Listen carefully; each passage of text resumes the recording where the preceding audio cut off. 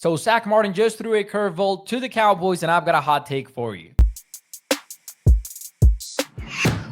Hey, what's up, everyone? It's Mauricio Rodriguez here at A to Z Sports Dallas. We are talking Zack Martin. Why? Because it is Friday, and that means it is time for the hot take presented to you by Dave's Hot Chicken. We'll get to that, but first, some context. Zack Martin is contemplating retirement. We've known this for a while. He admitted it last year. There's been rumors about it going back to a couple years ago when he fought for a contract extension, actually even held out from training camp, something that was pretty uncommon for Zack Martin, right? We had never seen that in his career before. And then later in the year, suffered a season-ending injury. He had been dealing with it ever since early in the year. And then when the injury got to the point that he decided it's time for me to shut it down for the rest of the year and the Cowboys were not doing great, he said something very important. He said, depending on how the rehab goes, or more importantly, once the rehab is complete, I'll think about my future and I'll make a decision. That meaning that he didn't want to make a decision while being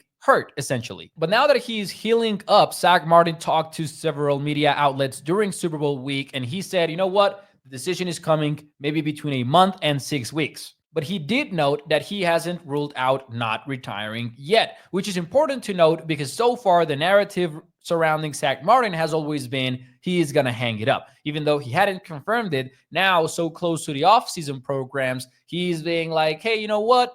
I might come back to play. And this leads me to Dave's hot take presented to you by Dave's Hot Chicken.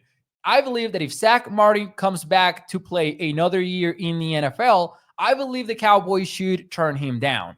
I know that it's controversial to say when we're talking about one of the best Cowboys to ever play the game, but if you're Dallas, you got to be thinking about the future. You just hired a new coach in Brian Schottenheimer. You're thinking of spicing up the run game, and you're going to be asking your offensive guards to pull a lot and run in open space. And with Martin coming back from an ankle injury, you got to ask yourself, is he better than Brock Hoffman? Because the truth is, he wasn't in 2024. Now, he was banged up then, but he might be banged up again, or at least dealing with the after effects of an ankle injury at age 34. And here is the thing. You might convince me, and I could easily make the argument that the Cowboys are better in 2025 with Zack Martin at right guard, especially if he's healthy.